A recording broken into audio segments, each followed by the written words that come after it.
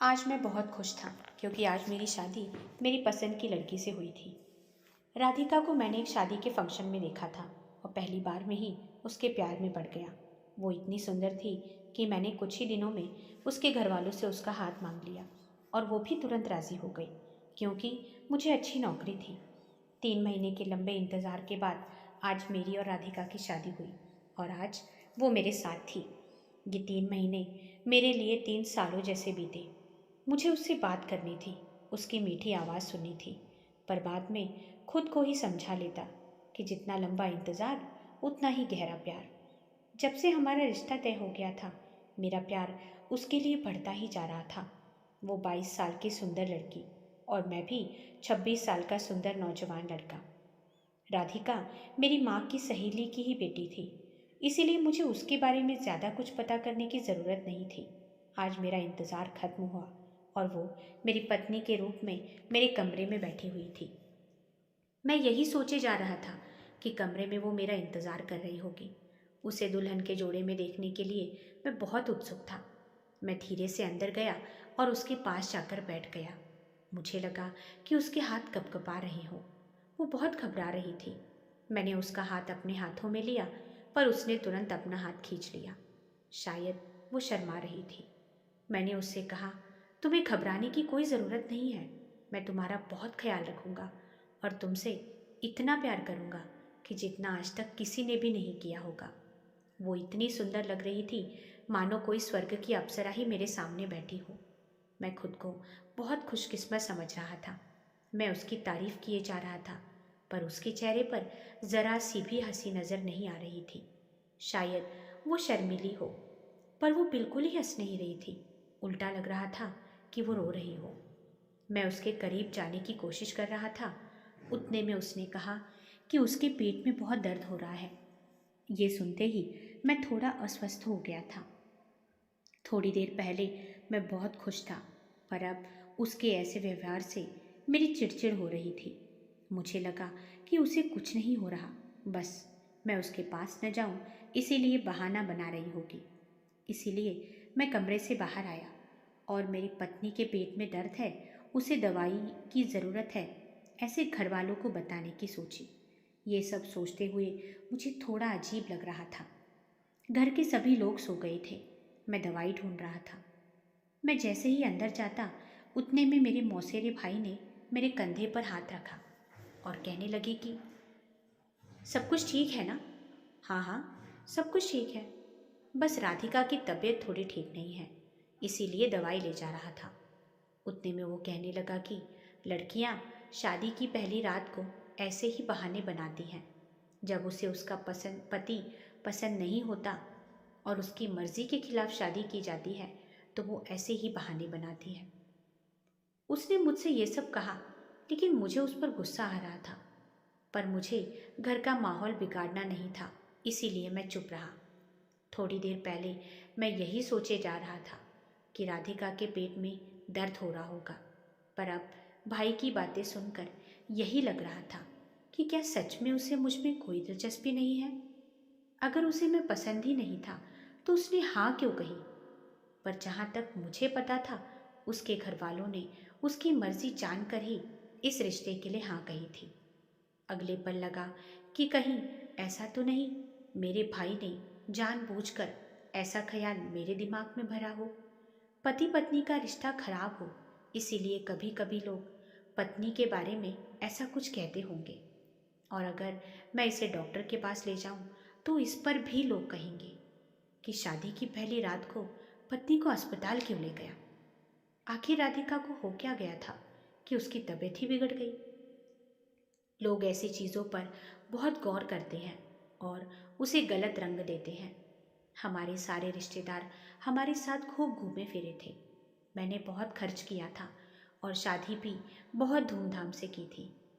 हम ज़्यादा अमीर भी नहीं थे, पर शादी में अपने आप से ज़्यादा हैसियत से हमने खर्च किया था और जिसकी वजह थी मेरी नौकरी। ऐसी स्थिति में शादी के पहले दिन अगर मैं राधिका को अस्पताल ले जाता या फिर डॉक्टर को ही घर बुलवा लेता तो खैर, मैं कमरे में गया तो राधिका को दवाई दी और उसे आराम करने के लिए कहा। लाइट बंद करके मैं बाहर हॉल में आ गया था। पूरे घर में सन्नाटा पसरा हुआ था। मैं सोफे पर बैठ गया और सब कुछ सोचते सोचते कब आँख लग गई पता ही नहीं चला। माँ की आवाज़ से मेरी आँख खुली। सुमित, तुम यहाँ क्या कर रहे हो? माँ, तुम्हें तो पता है ना, मुझे सुबह 6 बजे चाय पीने की आदत है। बस चाय के लिए ही बाहर आया था और कब आकर सोफे पर आँख लग गई पता ही नहीं चला। वो सब तो ठीक है बेटा, लेकिन बाकी के रिश्तेदारों ने तुम्हें ऐसे यहाँ देख लिया तो क्या सोचेंगे? इसी बात को गलत रंग दे देंगे। जाओ तुम अपने कमरे में। थोड़ी देर बाद सभी लोग अपने अपने कमरों से बाहर आ ही गए। मेरा उदास चेहरा देखकर उन्हें कई बातों का अंदाज़ा आ गया होगा। वो सभी मुझसे कुछ नहीं बोले, पर मेरी आंखें बहुत कुछ कह रही थी। मैं चेहरे पर से तो खुश होने का जता रहा था, पर शायद मेरे मन की अवस्था मेरी आंखें बयां कर रही थी। माँ ने मुझे राधिका को देखने के लिए अंदर भेजा। देखा तो राधिका बेड पर नहीं थी। बाथरूम में से पानी की आवाज़ आ रही थी, पर सामने का दृश्य देखकर मेरी पलकें गीली हो गई थी। मैं इन सब के बारे में सोच भी नहीं सकता था। सफ़ेद चादर पर लाल धब्बे थे जो मुझे कुछ अलग ही बात जता रहे थे। मुझे नहीं पता था क्या था। मतलब मैं जब कमरे से बाहर आया तो मेरे पीछे कोई कमरे में आया था और उसने मेरा हक छीन लिया। ऐसा लग रहा था कि किसी ने तो मेरे दिल पर बहुत गहरे जख्म कर दिए हों। जब राधिका वॉशरूम से बाहर आई तो मैंने उससे उन धब्बों के बारे में पूछा तो वो थोड़ी घबरा सी लगी, मानो उसे इन सब के बारे में कुछ भी पता न हो। वो स्तब्ध होकर चादर की तरफ देखे जा रही थी और मैं गुस्से से लाल हुआ जा रहा था। मैंने उससे कई सवाल किए, पर उसने कोई जवाब नहीं दिया। मुझे इन सब के बारे में जानना है। क्या है ये सब? साफ साफ बताओ, वरना मैं तुम्हें तुम्हारे मायके छोड़ाऊंगा और तुम्हें तलाक दे दूंगा।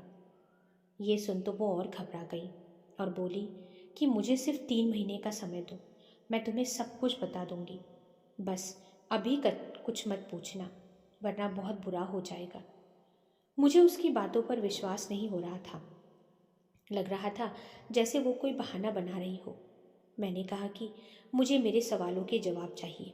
तुमने मुझे अपने पास नहीं आने दिया, और फिर ये दाग। मैंने प्यार के खातिर तुमसे शादी की और प्यार में इतना अंधा हो गया था कि तुम्हारे बारे में कुछ भी पता नहीं किया। पर अब लग रहा है कि तुमसे शादी करके मैंने बहुत बड़ी गलती कर दी है। आखिर कौन सा ऐसा राज है जो तुम मुझे 3 महीने के बाद ही बताओगी? मैं 3 महीने नहीं रुक सकता। घर में किसी को कुछ पता न चले, इसीलिए मैं धीरे पर गुस्से में ही बोल रहा था। मैं नहीं चाहता था कि ये बात कमरे से बाहर जाए। मैं ऐसा व्यक्ति था जो मौत के बाद भी अपना रहस्य किसी को शायद नहीं बताता। मेरा गुस्सा देखकर राधिका बहुत डर गई और रोने लग गई। उसे रोता देख मुझे बुरा लग रहा था। चाहे कुछ भी हो, पर थी तो वो मेरा पहला प्यार ही ना। पर मन में यही सवाल था कि आखिर किसने मुझसे मेरा ये हक छीना। क्या सोचकर मैंने शादी की थी और 2 दिन में ही मेरी पत्नी ने मुझे मेरे ही नज़रों में गिरा दिया। चेहरे से इतनी मासूम दिखने वाली राधिका अंदर से इतनी बुरी होगी, ये मैंने कभी सोचा भी नहीं था। मेरे भाई का पहले से ही मिलनसार स्वभाव था। महीने में 3-4 लड़कियों से संबंध रखकर वो चला जाता था, उनके साथ घूमता फिरता। पर घर की खुद की भाभी के साथ ऐसा कुछ करेगा, ये मैंने कभी सोचा नहीं था। शक तो मुझे विपुल पर भी आ रहा था। आखिर उसकी घड़ी मेरे कमरे में क्या कर रही थी? मैंने अपनी बाइक की चाबी ली और निकल गया घर से। कुछ समझ नहीं आ रहा था। अब मुझे बहुत ही अकेलापन महसूस हो रहा था। दिल अंदर से टूट सा गया था। रात कब हो गई मुझे पता ही नहीं चला। मम्मी पापा के बार बार फ़ोन आ रहे थे। जैसे तैसे खुद को समझाते हुए मैं घर लौटा। मैं उन पुरुषों में से नहीं था जो अपने अपमान का बदला स्त्रियों पर अत्याचार करके लेते हों। माँ कहने लगी कि नई नवेली दुल्हन को छोड़कर कहाँ चला गया था। मैंने कुछ नहीं कहा। सभी का खाना हो गया था, पर मेरी तो भूख ही मर गई थी। मैंने ऐसा दिखाया कि जैसे मैं खाना बाहर से ही खाकर आया हूँ। फिर मैं अपने कमरे की तरफ बढ़ा, पर मुझे राधिका से कोई बात नहीं करनी थी। मैं कमरे में गया तो बहुत अंधेरा था। लाइट ऑन करके देखा तो राधिका सो रही थी, खुद को कंबल में पूरी तरह से लपेटे हुए। ब्लैंकेट हटाते ही मैं कुछ पल के लिए रुका, क्योंकि मुझे बहुत गुस्सा आ रहा था और तकिए कुछ इस तरीके से रखे हुए थे मानो वहाँ कोई सो रहा हो। वो अब यहाँ नहीं थी तो कहाँ थी? वो मुझे उसके बारे में गलत सोचने के लिए मजबूर कर रही थी। मेरे कदम अपने आप ही मेरे भाई के कमरे की तरफ बढ़ने लगे। मैं अभी उसके कमरे से थोड़ी दूर पर था, तब किसी के तो बोलने की आवाज़ आ रही थी। ये जानी पहचानी सी आवाज़ राधिका की लग रही थी। किसी से तो बात करने की आवाज़ गैलरी में से आ रही थी। मैं अभी तक उसके कमरे तक पहुंचा भी नहीं, पर खिड़की से आने वाली आवाज़ मुझे और गुस्सा दिला रही थी। राधिका शायद फ़ोन पर किसी से तो कह रही थी कि नितिन को कुछ पता नहीं चलेगा, और तुम्हें तो पता ही है ना कि कोई भी पति ये सहन नहीं करेगा। अगर उसे सच पता चल गया तो वो मेरी जान ही ले लेगा। कल रात मैंने उसे जैसे तैसे अपने से दूर रखा। वो और भी बहुत कुछ बोल रही थी, लेकिन मेरे कानों को वो सुनने की हिम्मत ही नहीं थी। तुमने मुझे धोखा दिया राधिका। और मैं अपने कमरे में उल्टे पैर लौट आया। मुझे अब रहा नहीं गया और मैंने उससे पूछा कि तुमने मुझसे शादी के लिए क्यों हाँ कहा? अगर तुम्हें कोई और पसंद था तो? ये सुनकर उसके चेहरे का रंग फीका पड़ गया। तब वो कहने लगी कि मैं सिर्फ और सिर्फ तुमसे प्यार करती हूँ। मैं किसी और के बारे में सोच भी नहीं सकती। मुझे उसका हर शब्द झूठा लग रहा था। झूठ मत बोलो राधिका, और अगर वैसा कुछ नहीं है तो मुझसे दूर जाने के क्यों बहाने ढूंढती रहती हो? तब वो बोली कि मैं तुम्हें अभी कुछ नहीं बता सकती, तुम्हें थोड़ा इंतज़ार करना पड़ेगा। आखिर मेरी पत्नी को मुझसे दूर कौन ले जा रहा था और कौन ये कह रहा था? मैं अंदर ही अंदर चल भून रहा था, पर फिर भी घर में कोई तमाशा न हो, इसीलिए मैं चुपचाप बेड के एक किनारे सो गया। समय बीतता जा रहा था और मैंने ऑफिस फिर से ज्वाइन कर लिया था। मेरा अपने परिवार वालों के सामने उसके लिए नज़रिया अच्छा था। मुझे लोगों को किसी भी तरह का मौका नहीं देना था। वो मुझे छोड़कर सभी से बातें करती थी। वो घर वालों का बहुत ख्याल रखती थी, घर के सारे काम करती थी, लेकिन रात को जब कमरे में आती तो कहती कभी मेरे पेट में दर्द है तो कभी मेरे पैरों में। मुझे दूर रखने के लिए ये सब कर रही है, ये मुझे साफ नज़र आ रहा था। बंद कमरे में हम दोनों एक दूसरे के लिए अजनबी थे। मन की भावनाओं को मैंने अंदर ही दबा लिया था। मेरे कमरे में आने से पहले ही वो खुद चादर ओढ़कर सो जाती थी। एक दिन मैं ऑफिस के लिए जल्दी चला गया। 2 घंटे पहले ही चला गया था, इसीलिए जल्दी भी आ गया था। मैं जब घर लौटा तो फ्रेश होने कमरे में गया। देखा तो राधिका नहीं थी। मैंने राधिका को सभी जगह देखा, पर वो मुझे कहीं नहीं दिखी। मैं जो कह रहा था उसे सुन माँ ने मेरी तरफ हैरानी से देखा और कहने लगी कि तुम इतनी जल्दी भूल गई। मैं तो माँ की तरफ देखने ही लग गया। अब हैरान होने वाली बारी मेरी थी। मैंने कहा, मैं कब ले गया राधिका को? अरे तुमने ही खुद तो उसे तुम्हारे भाई के साथ भेजने के लिए कहा था ना। मैंने माँ की तरफ देखा तो माँ थोड़ी परेशान सी लगी। फिर मैंने जानबूझकर कहा, हाँ हाँ याद आया, मैंने ही तो कहा था। काम के स्ट्रेस के कारण मैं तो भूल ही गया था। मैं वहाँ से चुपचाप अपने कमरे में आ गया। दिल अंदर से जल रहा था। आखिर मेरी पत्नी मेरे भाई के साथ ये घर छोड़कर चली ही गई। माँ मेरे कमरे में ही चाय लेकर आ गई थी। 1 घंटे से ज़्यादा का वक्त बीत गया था और अभी तक दोनों लौटे नहीं थे। थोड़ी देर बाद रूम का दरवाज़ा खुला और वो अंदर आई। मुझे देख थोड़ी हैरान और परेशान सी लग रही थी। कहने लगी कि मेरी तबीयत ठीक नहीं थी, इसीलिए आपके भाई के साथ डॉक्टर के पास गई थी। ये सुनकर पता नहीं क्यों, पर मुझे कुछ ज़्यादा फर्क नहीं पड़ा। पर वो मुझसे झूठ बोल रही थी, उस वजह से मेरा शक और गहरा होता जा रहा था। फ़ोन और पर्स टेबल पर रख वो वॉशरूम चली गई। तभी मेरी नज़र उसके फ़ोन पर पड़ी। फ़ोन में उस दिन का कॉल रिकॉर्ड चेक किया और देखा तो उसमें उस समय पर उसकी बहन का नंबर था। मैंने वही नंबर डायल किया तो सामने से एक मर्दानी आवाज़ सुनाई दी। मेरे शरीर में तो मानो बिजली सी दौड़ गई हो। वो आवाज़ मेरे लिए पूरे तरीके से अजनबी थी। ना तो वो आवाज़ मेरे भाई की थी और ना मेरी साली की। मुझे अपने गुस्से पर काबू नहीं हो रहा था। उतने में राधिका के आने की आवाज़ आई और मैंने झट से फ़ोन टेबल पर रख दिया। पर जल्दी जल्दी में वो मेरे हाथ से छूट गया और फ़ोन नीचे गिर गया। फ़ोन की डिस्प्ले टूट गई थी। मुझे देख बोली, क्या हुआ नितिन? क्या हुआ? इतने गुस्से में क्यों दिख रहे हो? मुझसे अब रहा नहीं गया और मैंने उसके खींच के थप्पड़ मार दिया और कहा, आज किसके साथ गई थी तुम? उसके चेहरे का रंग फीका पड़ गया था और उतने में उसे उल्टी सी आई और वो वॉशरूम में चली गई। बाहर आने के बाद वो रोने लगी और हाथ जोड़कर बोली, प्लीज़ मेरे बारे में कुछ भी उल्टा सीधा मत सोचना। मेरे किसी के साथ कोई गलत संबंध नहीं है। और इतना कहते हुए वो बेहोश होकर ज़मीन पर गिर गई। पर उसकी ऐसी हालत देखकर मुझे उस पर दया नहीं आई। मेरे मन में सवालों का बवंडर उमड़ रहा था और अब इसकी ऐसी हालत देखकर मेरे मन में यही आया कि कहीं ये किसी के बच्चे की माँ तो। उतने में मेरा भाई अंदर आया और उसे देख पूछने लगा कि क्या हुआ भाभी को? क्या किया तुमने इसके साथ? मुझे अब अपना गुस्सा कंट्रोल नहीं हो रहा था और मैंने उसे राधिका के पास से धकेलते हुए पीछे किया और कहा, तुम्हारी हिम्मत कैसे हुई मेरी पत्नी को हाथ लगाने की? मैंने आज तक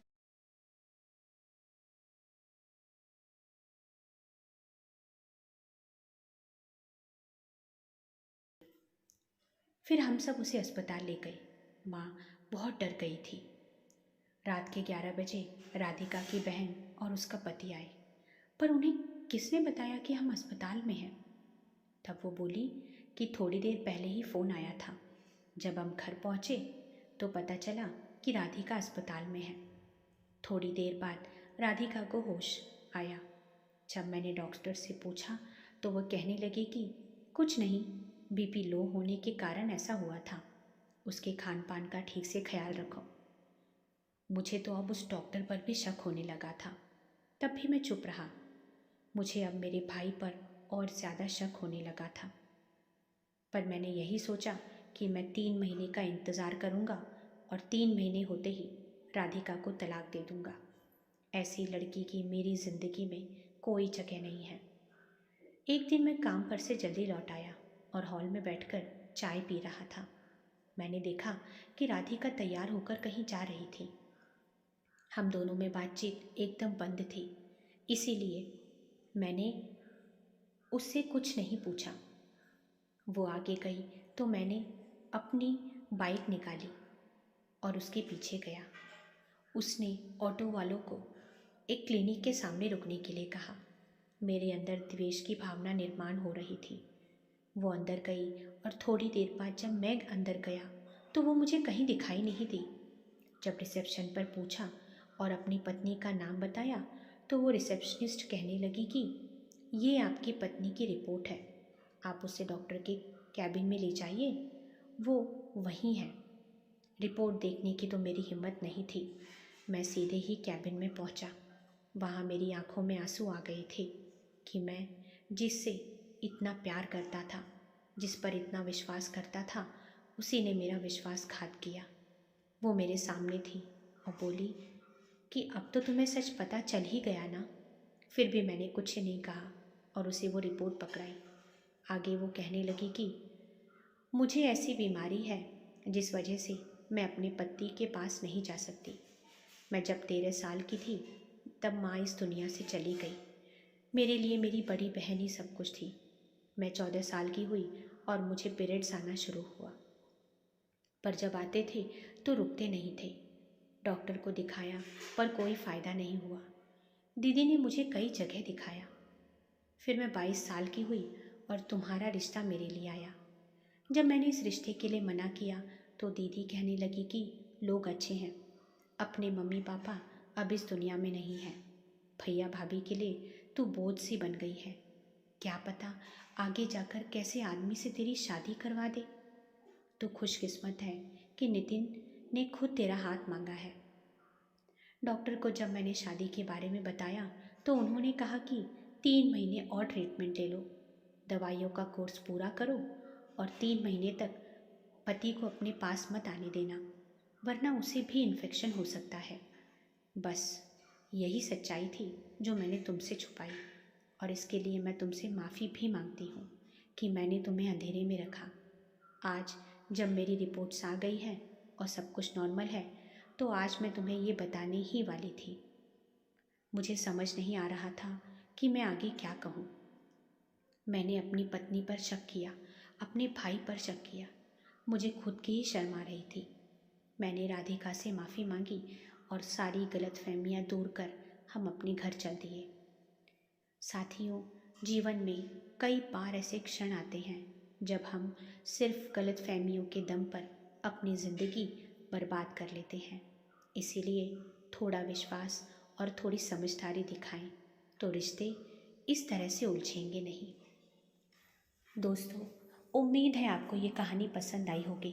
कमेंट करके ज़रूर बताना और चैनल को लाइक और सब्सक्राइब ज़रूर करना। धन्यवाद।